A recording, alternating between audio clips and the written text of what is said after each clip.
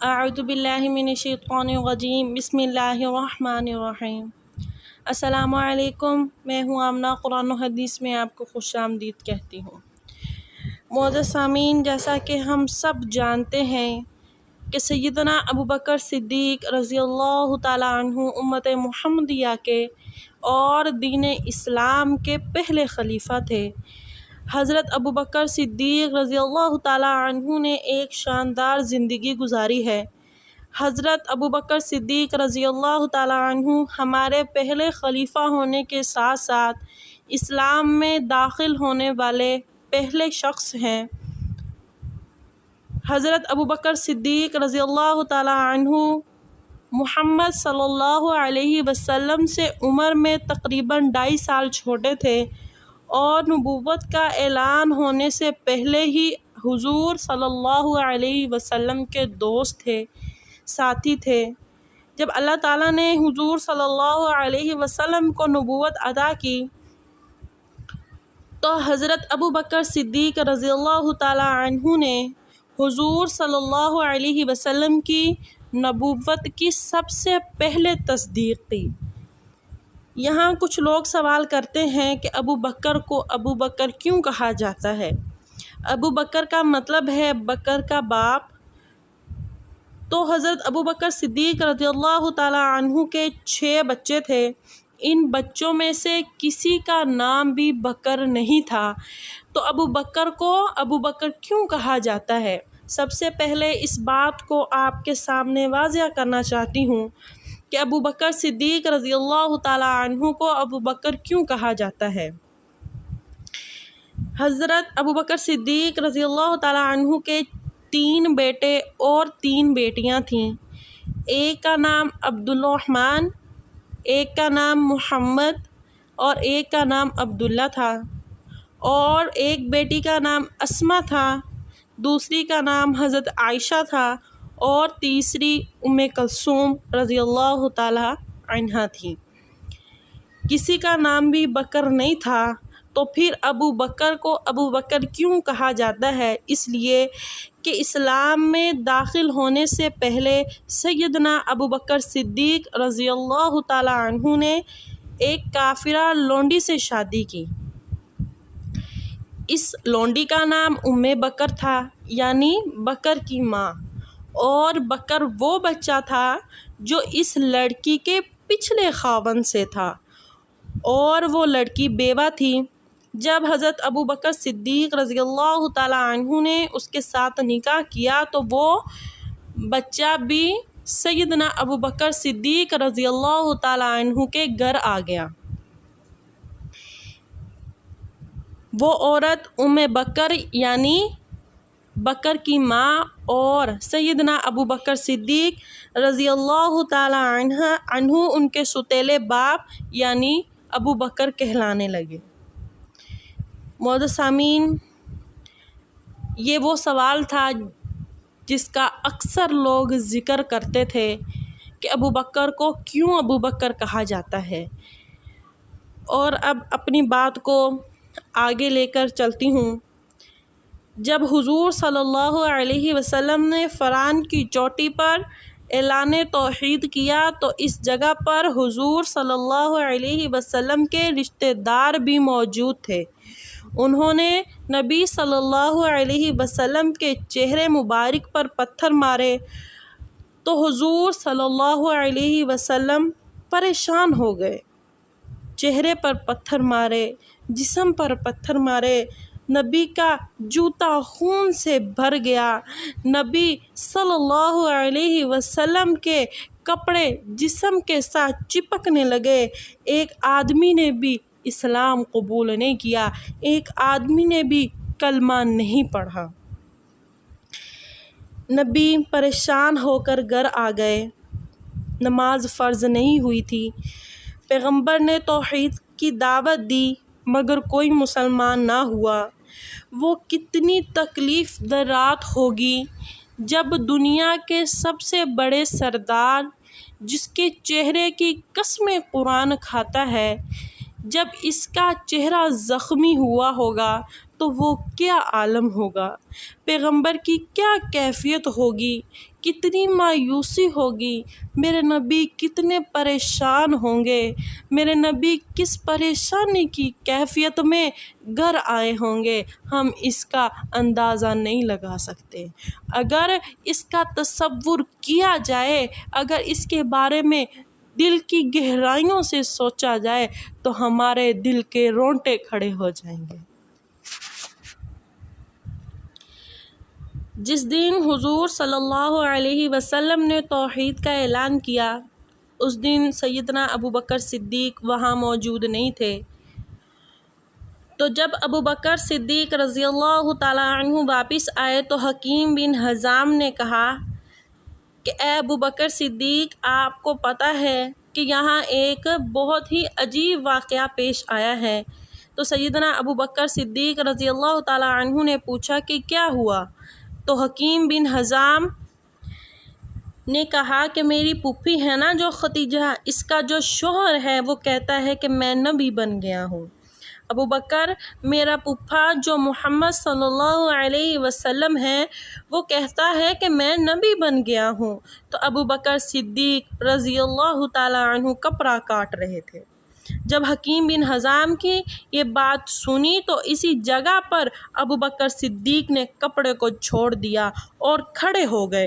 کپڑے کے بیپاری بیٹھے ہیں، کسی سے کچھ نہیں کہا۔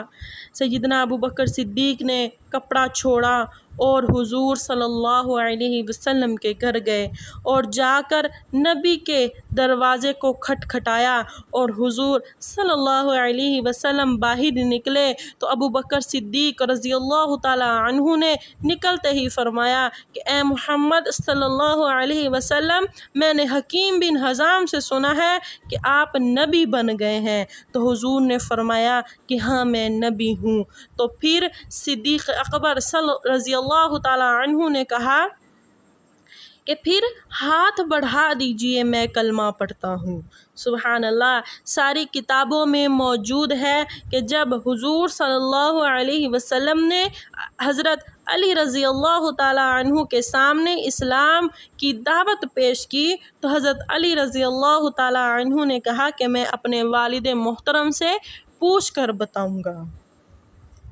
تو شیعہ کی کتابوں میں آج بھی موجود ہے کہ جب علی رضی اللہ تعالیٰ عنہ نے اپنے والد محترم سے اجازت مانگی تو ابو طالب نے کہا مرضی ہے تیری، پڑھ یا نہ پڑھ میں تجھے کچھ نہیں کہتا، یہ تیری اپنی مرضی ہے۔ تو پھر حضرت علی رضی اللہ تعالیٰ عنہ نے اسلام قبول کیا، لیکن صدیق رضی اللہ تعالیٰ عنہ کو ایک کافر نے کہا کہ محمد نبی بن گئے ہیں تو ابوبکر صدیق نے کپڑا چھوڑ کر نبی کا دروازہ کھٹکھٹایا اور اسلام کو قبول کیا۔ معزز سامعین، اس انسان کے لیے اس دنیا میں 3 چیزیں سب سے زیادہ قیمتی ہوتی ہیں۔ سب سے پہلی چیز جان، پھر اولاد اور پھر مال۔ جب سے یہ دنیا بنی ہے ان چیزوں کو ابوبکر صدیق رضی اللہ تعالیٰ عنہ سے زیادہ کسی نے قربان نہیں کیا۔ جب پیغمبر صلی اللہ علیہ وسلم نے سب سے پہلے کعبہ میں توحید کا اعلان کیا تو حضور صلی اللہ علیہ وسلم پر کافروں نے حملہ کر دیا تو پیغمبر کے اوپر ابوبکر صدیق آ گئے اور حضور صلی اللہ علیہ وسلم زمین پر گر گئے۔ ابوبکر اوپر ہیں اور حضور نیچے ہیں۔ دشمن سیدنا ابوبکر صدیق رضی اللہ تعالیٰ عنہ کو مار رہے ہیں اور ابوبکر صدیق نے اپنا جسم آگے کر دیا، پیغمبر نیچے ہیں اور ابوبکر اوپر ہیں۔ اب لاٹھیاں ماری جا رہی ہیں، جوتے مارے جا رہے ہیں، سوراخیں ماری جا رہی ہیں اور دار رقم کے لوگوں نے حضور صلی اللہ علیہ وسلم کو نیچے سے نکالا اور اپنے ساتھ لے گئے اور ابوبکر صدیق رضی اللہ تعالیٰ عنہ کو مارنا شروع کیا۔ لہو نکل رہا ہے، آنکھوں سے لہو، جسم سے لہو، بس ایک یہ نہیں تھا کہ صرف ایک آدمی نے مارا، نہیں، پورے شہر نے مارا، بچوں نے مارا، بڑوں نے مارا، جوانوں نے مارا، پورے علاقے نے سیدنا ابو بکر صدیق رضی اللہ تعالی عنہ کو بے رحمی سے مارا۔ اور جب حضرت ابو بکر صدیق بے ہوش ہو گئے تو لوگوں نے سمجھا کہ ابو بکر صدیق اس دنیا سے رخصت ہو گئے ہیں، تو ان لوگوں نے ابو بکر صدیق رضی اللہ تعالی عنہ کو وہیں پر چھوڑا اور خود چلے گئے۔ حضرت ابو بکر صدیق اکیلے کعبے کے صحن میں بے ہوش پڑے ہیں اور منہ اور آنکھوں سے خون نکل رہا ہے۔ کسی نے دھکا دیا، کسی نے جوتا مارا، کسی نے خنجر مارا، کسی نے لاٹھی کے ساتھ مارا، کسی نے کپڑوں کو پھاڑ دیا، کسی نے لاٹھیوں کے ساتھ مارا۔ یہ ظلم سیدنا ابو بکر صدیق رضی اللہ تعالی عنہ پر کیوں ہوا؟ اس لیے ہوا کہ انہوں نے محمد صلی اللہ علیہ وسلم سے محبت کی، جان تھی وہ بھی نبی کے قدموں میں ڈال دی، قربان کر دی، لٹا دی، جسم تھا آگے کر دیا، کپڑے تھے پھٹ گئے اور سب کچھ لٹا دیا، مگر محمد صلی اللہ علیہ وسلم پر آنچ تک نہ آنے دی۔ اور جب ہوش آیا تو پتہ لگا حضور صلی اللہ علیہ وسلم دار رقم میں ہیں، تو سب کچھ چھوڑ کر گھسیٹتے ہوئے، تڑپتے ہوئے حضور صلی اللہ علیہ وسلم کی طرف چل پڑے۔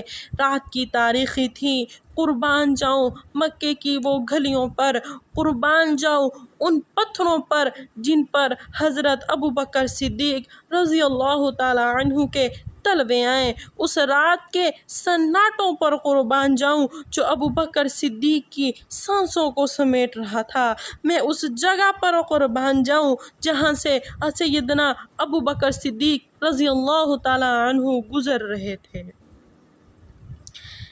ابو بکر دار رقم میں پہنچتے ہیں، دروازہ کھٹکھٹاتے ہیں۔ دار رقم زید بن ارقم کی حویلی ہے۔ دروازہ کھول دیا گیا، فرمایا کون ہے؟ تو ابو بکر نے کہا کہ میں ہوں۔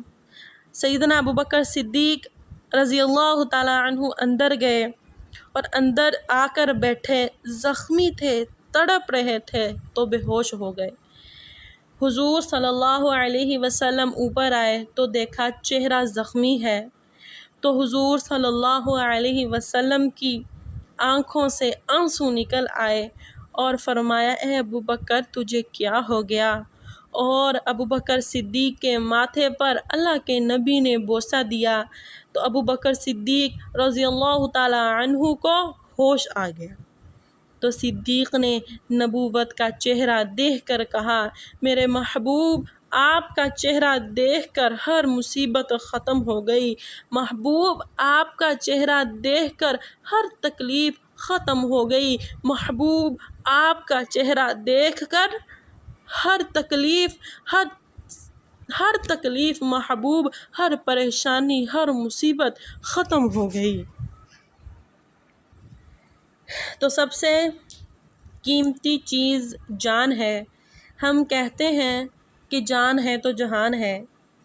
سیدنا ابو بکر صدیق رضی اللہ تعالی عنہ نے اپنی نبی کی محبت میں اپنی جان کو بھی قربان کر دیا۔ دوسری قیمتی چیز اولاد ہے۔ اولاد سب کو اپنی بڑی پیاری ہوتی ہے۔ ماں باپ اپنی اولاد سے بڑا ہی پیار کرتے ہیں۔ جب حضرت ختیجہ رضی اللہ تعالی عنہا کا انتقال ہوا تو حضور بڑے پریشان ہیں، بڑے پریشان بیٹھے ہیں، تو ابو بکر صدیق نے پوچھا کہ اے میرے محبوب آپ کیوں پریشان ہیں؟ تو اللہ کے نبی نے ارشاد فرمایا کہ ختیجہ سے مجھے بڑی محبت تھی، مجھے ساری دنیا نے ٹھکرایا مگر ختیجہ نے میرا ساتھ نہیں چھوڑا۔ آج نبی کا گھر خالی ہے، نبی کے گھر میں کچھ نہیں ہے۔ ابو بکر صدیق نے جب پیغمبر کی پریشانی کو دیکھا تو رہا نہیں گیا، اور جب اپنے گھر کی طرف دیکھا تو اسما کا نکاح ہو گیا تھا۔ بس ایک 6 سال کی بچی تھی جس کا نام عائشہ رضی اللہ تعالی عنہا تھا۔ 6 سال کی بچی ہو اور 51 سال کا دوست ہو تو 6 سال کی بچی کوئی نہیں دیتا۔ لیکن ابو بکر صدیق نے کہا، یا رسول اللہ صلی اللہ علیہ وسلم، میری عائشہ حاضر ہے۔ یہ نہیں سوچا کہ میری بیٹی بہت چھوٹی ہے، بس نبی کی محبت میں اپنی اولاد کو بھی نبی کے قدموں میں ڈال دیا، اور جب حضور صلی اللہ علیہ وسلم کا انتقال ہوا تو حضرت عائشہ صدیقہ رضی اللہ تعالی عنہا 19 سال کی تھیں۔ ابو بکر صدیق نے اپنے نبی کی محبت میں اپنی اولاد کا جوانی میں بیوہ ہونے کا دکھ بھی اٹھایا ہے۔ جن کی اولادیں جوانی میں بیوہ ہو جاتی ہیں، ان سے پوچھو کہ یہ دکھ کیسا ہوتا ہے۔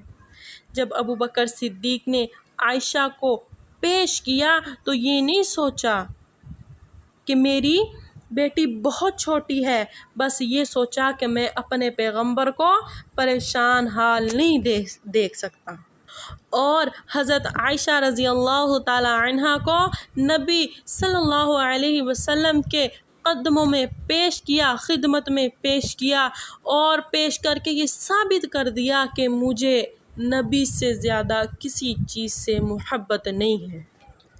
ایک قیمتی چیز جان تھی، وہ بھی نبی کے لیے قربان کی، اور دوسری چیز عزیز تر جو تھی وہ اولاد تھی، وہ بھی نبی کے لیے پیش کی، تو پیچھے کیا رہ جاتا ہے؟ کچھ بھی نہیں رہتا۔ پھر حضرت ابو بکر صدیق رضی اللہ تعالی عنہ نے خیرات کی۔ سامعین، خیرات آپ بھی کرتے ہیں، میں بھی کرتی ہوں، صحابہ بھی کرتے تھے۔ خیرات سارے صحابہ نے کی۔ ایک ہوتا ہے خیرات کرنا، اور دوسرا ہوتا ہے خیرات کی انتہا کرنا، اور ابو بکر صدیق نے خیرات کی انتہا کر دی۔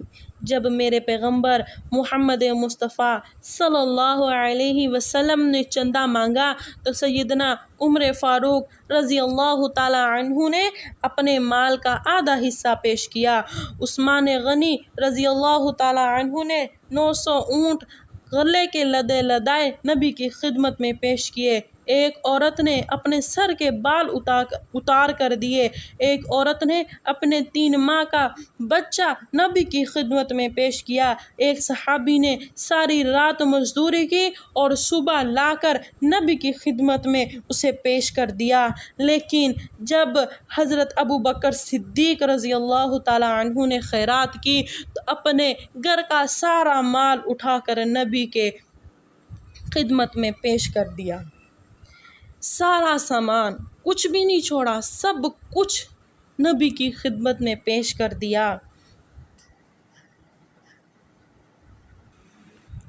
اس بات پر علامہ اقبال رحمۃ اللہ علیہ نے بہت پیارا شعر ابو بکر صدیق رضی اللہ تعالی عنہ کی شان میں پڑھا۔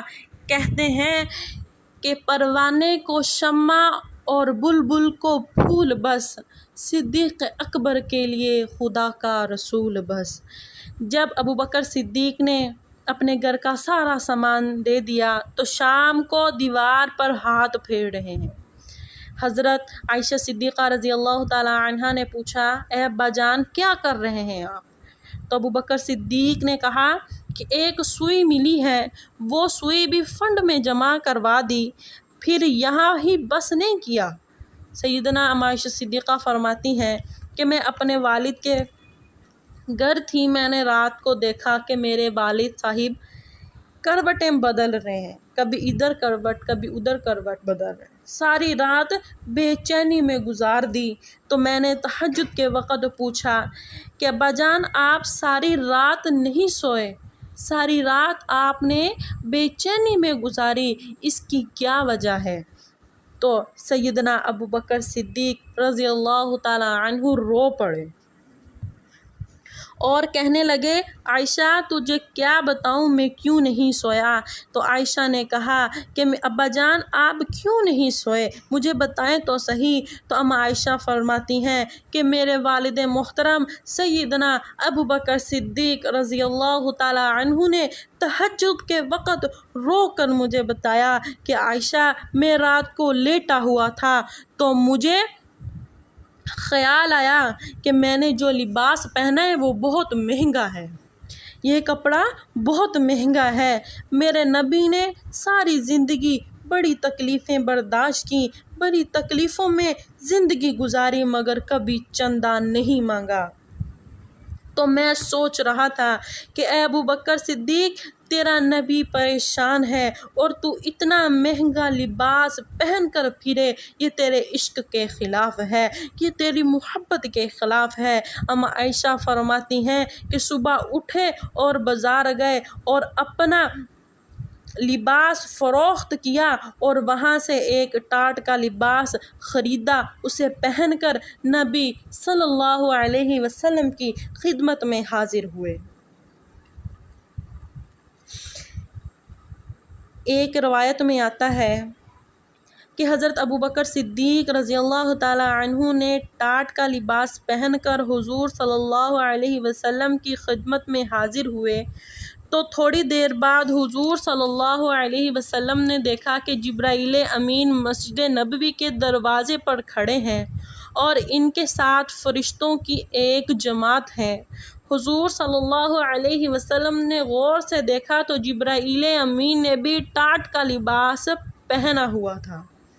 حضور صلی اللہ علیہ وسلم نے پوچھا اے جبرائیل امین تجھے کیا ہوا؟ فرمایا اللہ تعالیٰ نے جب دیکھا کہ ابو بکر نے آپ کی محبت میں ٹاکیوں والا ٹاٹ کا لباس پہنا ہے تو اللہ کی رحمت کو جوش آ گیا، تو اللہ تعالیٰ نے ایک فرشتوں کی جماعت کو حکم دیا کہ آج میرے ابو بکر نے بھی ٹاٹ کا لباس پہنا ہے اور آج تم بھی ٹاٹ کا لباس پہنو۔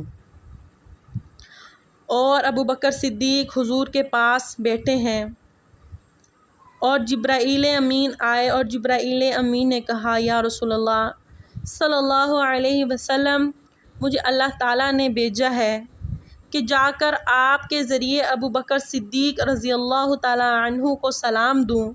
حضور صلی اللہ علیہ وسلم نے فرمایا کہ اے ابو بکر صدیق جبرائیل امین آئے ہیں اور جبریل کہتے ہیں کہ اللہ نے ابو بکر صدیق کو سلام بھیجا ہے اور ابو بکر صدیق سے پوچھ رہے ہیں اللہ تعالیٰ کہ اے ابو بکر صدیق کل جب تم نے نبی کا کلمہ پڑھا تو تم 70,000 درہم کے مالک تھے، تیرے پاس بہت پیسہ تھا اور تم آج ٹاٹ کے لباس کو پہن کر نبی کی محفل میں آئے ہو۔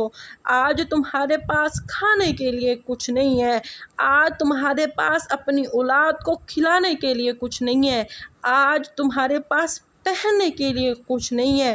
اللہ نے پیغام بھیجا ہے کہ اللہ نے آپ کو سلام بھیجا ہے اور اللہ فرما رہا ہے کہ ابو بکر سے پوچھو کہ اے ابو بکر صدیق کے ٹاکیوں کے اس لباس میں ابو بکر اپنے خدا سے راضی ہے؟ سبحان اللہ۔ اللہ پاک پوری دنیا کو کہتے ہیں کہ مجھے راضی کرو، مجھے راضی کرو، مگر یہاں اللہ پاک ابو بکر صدیق سے پوچھ رہے ہیں کہ اے ابو بکر صدیق کیا تم اپنے رب سے راضی ہو؟ جب سیدنا ابو بکر صدیق نے یہ سنا تو ابو بکر صدیق رضی اللہ تعالیٰ عنہ کی چیخیں نکل گئیں اور ابو بکر رونے لگے اور رو کر کہا اے اللہ کے رسول یہ تو کپڑوں کی ٹاکیاں ہیں، میرے جسم کی چمڑی اتر جائے، میرے جسم پر ٹاکیاں لگ جائیں۔ ابو بکر تب بھی اپنے خدا سے اور مصطفیٰ سے راضی ہے۔ معزز سامعین، ابو بکر نے تینوں چیزیں قربان کر دیں اور ان کا مقابلہ کوئی نہ کر سکا۔ ابو بکر نے نبی کی محبت اور عشق میں اپنی ساری قیمتی چیزوں کو قربان کر دیا، اور ابو بکر کی اس محبت اور عشق نے پوری انسانیت کو یہ سبق دیا کہ نبی کی محبت کے آگے کسی چیز کی کوئی اہمیت نہیں ہے۔ اللہ ہمیں بھی سیدنا ابو بکر صدیق رضی اللہ تعالی عنہ کے نقش قدم پر چلنے کی توفیق عطا فرمائے۔ آمین۔ وآخر دعوانا ان الحمد للہ رب العالمین۔